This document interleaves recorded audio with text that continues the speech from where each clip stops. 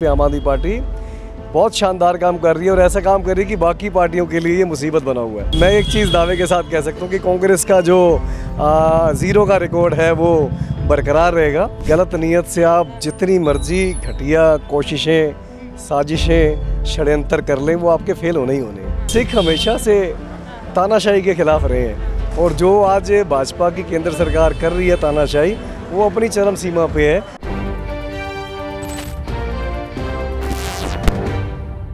नमस्कार, बहुत स्वागत है आप सभी का। आप देख रहे हैं स्टेट में हिंदी। मैं हूं आपके साथ कृतिका सिंह।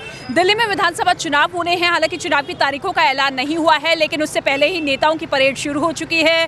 जन सेवा के साथ साथ जनसंपर्क भी शुरू किया जा चुका है नेताओं की तरफ से। इस वक्त हम मौजूद है तिलकनगर विधानसभा क्षेत्र में, जहाँ से आम आदमी पार्टी के विधायक है जरनैल सिंह। हालांकि 2015 और 20 का चुनाव जीता और एक बार फिर से पार्टी ने उम्मीद जताते हुए, भरोसा जताते हुए उन्हें फिर से उम्मीदवार घोषित किया है। चलिए सीधा इन्हीं से जान लेते हैं कि इस बार क्या कुछ चुनावी मुद्दे रहेंगे और अपनी जीत को लेकर आखिर वो कितना आश्वस्त है। पहले तो सबसे पहले बहुत स्वागत है आपका स्टेट में रहेंगे। बहुत बहुत धन्यवाद जी, thank you very much. Tilaknagar की अगर बात की जाए, क्योंकि ये कहा जाता है कि ये सिख बहुल इलाका है और यहाँ से लगातार 2013 से आम आदमी पार्टी की जीत दर्ज होती रही है। इस बार का सबसे बड़ा मुद्दा क्या कुछ रहेगा और कहाँ देख रहे हैं आम आदमी पार्टी को आप? देखिए, जिस किस्म की राजनीति आम आदमी पार्टी ने, अरविंद केजरीवाल जी ने शुरू की है, तो बाकी सारे मुद्दे खत्म हो गए। सिर्फ एक ही मुद्दा वहाँ बचा है, डेवलपमेंट का मुद्दा, जिसपे आम आदमी पार्टी बहुत शानदार काम कर रही है और ऐसा काम कर रही है कि बाकी पार्टियों के लिए ये मुसीबत बना हुआ है। हमने पहले चुनाव में नारा लगाया था, बिजली के बिल हाफ़ करेंगे, पानी के बिल माफ़ करेंगे। नारे बहुत सारी पार्टियां लगाती हैं, पर हमने वो करके दिखाया। दिल्ली वालों ने कभी सपने में नहीं सोचा था कि बिजली के बिल ज़ीरो आ सकते हैं। लंबे लंबे बिजली के कट लगते थे, आज 24 घंटे बिजली आती है। अगर गरीब लोगों के लिए जो सब्सिडी का जिनको फ़ायदा मिलता है, आम लोगों के लिए 200 यूनिट बिजली फ्री है, तो जिनको फ़ायदा नहीं मिलता उनके लिए बहुत बड़ा फ़ायदा है कि 24 घंटे बिजली आ रही है। उसके बाद पानी 20,000 लीटर निःशुल्क मिलता है। उससे बड़ा काम दिल्ली के सरकारी स्कूलों को प्राइवेट स्कूलों से बेहतर बनाना, वो काम हमने किया। पहले नेता सरकारी खर्चों पर खुद विदेशों के टूर मारते थे। हमारी सरकार ने दुनिया की बड़ी बड़ी यूनिवर्सिटीज़ में अपने प्रिंसिपल्स को भेजा, दिल्ली सरकार के स्कूलों के। आज दिल्ली के सरकारी स्कूलों के नतीजे प्राइवेट स्कूल से बेहतर आते हैं। हेल्थ केयर के अंदर इतना शानदार काम किया, मोहल्ला क्लिनिक से लेकर सरकारी स्कूलों, हॉस्पिटल्स का कायाकल्प किया। आज पूरी दुनिया में इस चीज़ की तारीफ़ होती है कि मोहल्ला लेवल पे फ्री दवाइयाँ, फ्री टेस्ट, फ्री इलाज, ये सारी सुविधाएं मिल रही हैं। और इसके अलावा जो वादे किए थे वो तो हमने पूरे किए। हमने कहीं ये वादा नहीं किया था कि हम महिलाओं के लिए बसों में किराए फ्री करेंगे, हमने वो भी किया।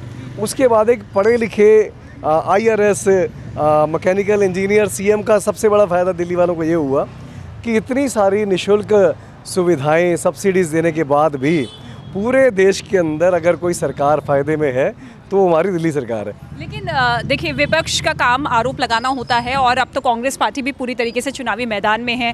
आपको लगता है कि मुकाबला कड़ा होने के साथ साथ इस बार देखना ये भी दिलचस्प होगा, क्योंकि 2013 में भले ही आपने कांग्रेस के समर्थन से सरकार बनाई थी, वो भी आपको टक्कर दे रही है? देखिए, कांग्रेस दिल्ली में कहीं है नहीं, किसी रेस में नहीं है। और मैं एक चीज़ दावे के साथ कह सकता हूँ कि कांग्रेस का जो ज़ीरो का रिकॉर्ड है वो बरकरार रहेगा।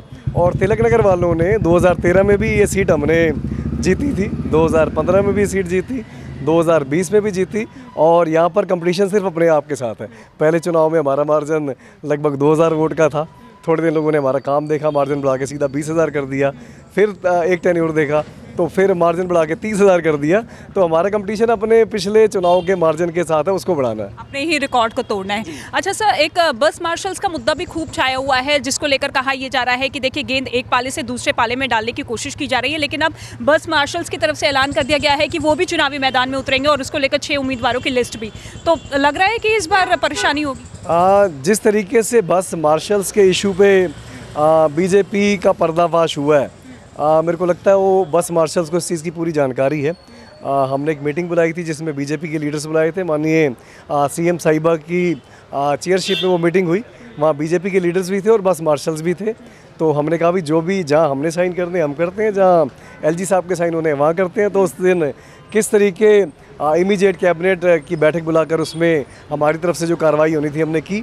उसके बाद LG साहब की तरफ जाते वक्त किस तरीके BJP के लीडर्स ने नौटंकी की और LG साहब ने किस तरीके साइन करने से मना कर दिया। एक एक बस मार्शल इस हकीकत को जानता है और सिर्फ बस मार्शल ही नहीं, दिल्ली के लोगों को मिलने वाली सुविधाओं को किस तरीके बार बार भाजपा के कहने पर एलजी ऑफिस द्वारा रोका जाता है, ये अब किसी से छुपा हुआ नहीं है। और आपको ध्यान होगा जब सीसीटीवी कैमरे लगने थे दिल्ली में, तो एलजी साहब ने ये कह के फाइल रोक दी थी कि इससे तो दिल्ली वालों की प्राइवेसी ख़त्म हो जाएगी।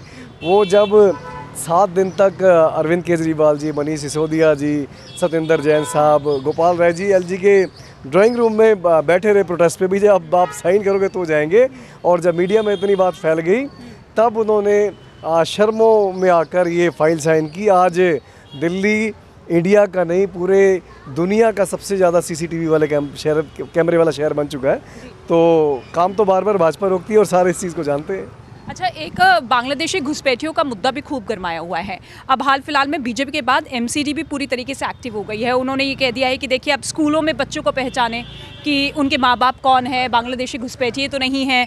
तो क्या शिक्षा में क्रांति की जो बात आपकी तरफ से की जा रही थी, क्या उसमें सेंध लगाने की ये कोशिश है स्कूलों के जरिए? देखिए, गलत नीयत से आप जितनी मर्जी घटिया कोशिशें, साजिशें, षड्यंत्र कर लें, वो आपके फेल होने ही होने हैं।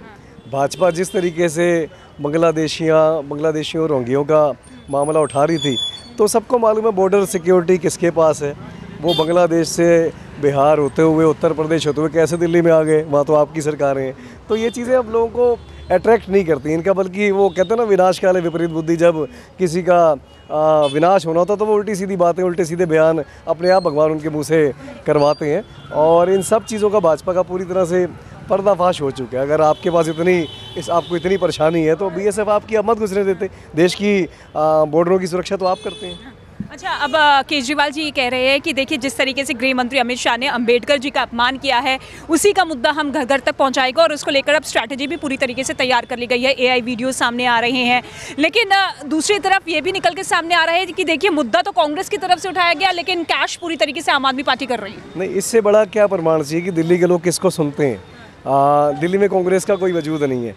और जो मुद्दा है ये बहुत बड़ा है, ये हमारे लिए खाली चुनावी मुद्दा नहीं है। बाबा साहब भीमराव अम्बेडकर जी, हम उनको संविधान का रचयिता कहते हैं। हमारा पूरा समाज उनको भगवान जैसा मानता है कि हजारों सालों से जो पिछड़ों के, दलितों के, वंचितों के हक की लड़ाई उन्होंने लगी और संविधान के अंदर उनको बराबरी का, समानता का प्रोविज़न दिया। आप उनके बारे में ऐसे इतनी नफरत कैसे रख सकते हैं? किस तरीके से अमित शाह जी ने देश की पार्लियामेंट के अंदर उनके लिए अपशब्दों का इस्तेमाल किया। तो पूरा दलित समाज इस चीज़ को लेकर बहुत रोष में है। देखिए, संविधान को बार बार उससे छेड़छाड़ करने की कोशिश, बीजेपी के नेताओं के द्वारा ये कहना कि संविधान को बदलने का समय आ गया है, ये चीज़ें तो कई बार हुई। संविधान से तो बीजेपी वाले नफरत करते ही हैं, पर अब बाबा साहब अम्बेडकर के बारे में भी अगर ऐसे अपशब्द बोलेंगे तो पूरा समाज इनको इस चुनाव में सबक सिखाएगा कि हमारे ईस्ट के बारे में, हमारे उस शख्स के बारे में जिसने हमारा जीवन बदला, आप ऐसा बोलोगे तो हम बर्दाश्त नहीं करेंगे। अच्छा, खबरें ये भी सामने आ रही है कि देखिए लोकसभा चुनाव और पंजाब में जो चुनाव हुए, जो जीत आप लोगों ने हासिल की, उसके बाद ये दिल्ली में विधानसभा चुनाव हो रहे हैं। सिखों को लेकर कहा जा रहा है कि इस बार आम आदमी पार्टी पूरा जोर दे रही है कि प्रतिनिधित्व को बढ़ावा दिया जा सकता है ताकि नुकसान किसी तरीके का ना हो। देखिए, सिख हमेशा से तानाशाही के खिलाफ रहे हैं और जो आज भाजपा की केंद्र सरकार कर रही है तानाशाही, वो अपनी चरम सीमा पे है। और मैं आपको बड़ा अच्छा इसका एग्जांपल बता दूं कि इस लोकसभा चुनाव में भी जहां जहां सिख बहुल क्षेत्र है, वहां से भाजपा बुरी तरह हारी है। बेशक लोकसभा ये तो बीजेपी का गढ़ माना जाता था ना 2013 से पहले। देखिए, आंकड़ों से ऊपर क्या है, 2013 में जब तक कोई ऑप्शन नहीं थी तब तक तो ठीक है, बीजेपी कांग्रेस में से एक ने आना था। पर जैसे ही ऑप्शन आई तो तिलक नगर सीट उन 28 सीटों में से एक है जो 2013 में ही पहले चुनाव में ही आम आदमी पार्टी ने जीती थी। तो आपको नहीं लगता कि इस बार कोई विकल्प का मौका है यहाँ पर?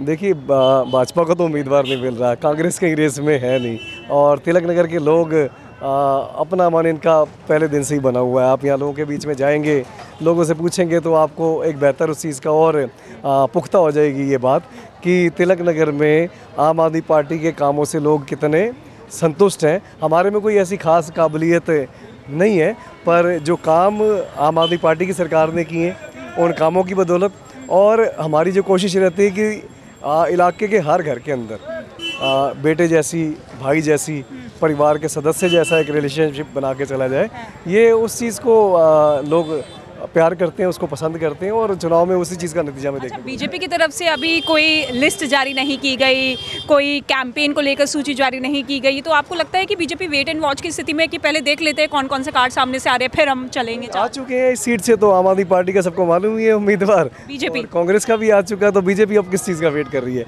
खैर जो यहाँ से पिछली 3 बार से उम्मीद थे जो हार रहे हैं, उन्होंने अपनी सीट चेंज कर ली थी, उनके दूसरी पड़ोस की विधानसभा में पोस्टर लगते थे, अब वहाँ से मेरे ख्याल मना हो गया, तो फिर अब बीजेपी को फिलहाल कुछ यहाँ समझ नहीं आ रहा क्या करें। और मुझे लगता है कि जो हाल पिछले 2 चुनावों से कांग्रेस का हो रहा है, वैसे ही कुछ हाल इस बार बीजेपी का भी होने वाला है। इस बार कितनी सीटें जीत रही है आम आदमी पार्टी? मुझे लगता है कि लोगों ने जैसे 2015 के अंदर 3 सीटें आम आदमी पार्टी को नहीं दी थी, 70 में से 67 दी थी। 20 वाले चुनाव में हमारे को 70 में से 62 दी थी, तो जो 8 सीट वाले हैं वो इस चीज़ में कमी महसूस करते हैं कि काश हमारे यहाँ भी आम आदमी पार्टी का एमएलए होता तो हमारे यहाँ भी और ज़्यादा काम होते। अब इस चीज़ में तो दिल्ली वालों को कोई डाउट नहीं है कि सरकार तो आम आदमी पार्टी की, अरविंद केजरीवाल जी की बन रही है, तो अपने यहाँ से भी हम आम आदमी पार्टी का एमएलए चुने ताकि हमारे ज़्यादा काम हो सके। लोग कंपेयर करते हैं कि जहाँ आम आदमी पार्टी का एमएलए वहाँ बहुत ज़्यादा काम हो रहे हैं, तो ऑब्वियस है कि लोग 70 की 70 देने के सीटें देने के मूड में हैं दिल्ली वाले। पूरा क्लीन स्वीप 70 में 70 जी, और ये कमाल पहले भी आम आदमी पार्टी ने करके दिखाया है। पीछे बस 3 सीटें रह गई थी, तो कोशिश ये है कि इस बार वो 3 सीटें भी ना रहे और 70 की 70 सीटें जीतकर आम आदमी पार्टी दिल्ली को दुनिया की बेस्ट राजधानी बनाए। चलिए, बहुत बहुत शुक्रिया हमारे साथ बातचीत करने के लिए और बहुत बहुत शुभकामनाएं, बेस्ट विशेस। तो जर्नैल सिंह को आप सुन रहे थे जो कि कह रहे हैं कि देखिए एक बार फिर से हम अपना रिकॉर्ड तोड़ेंगे, क्योंकि 2013, 15 और 20 में जो सीटें जीती थी उससे ज़्यादा आएगी, यानी कि 70 में से 70 सीटें होने का दावा कर रहे हैं।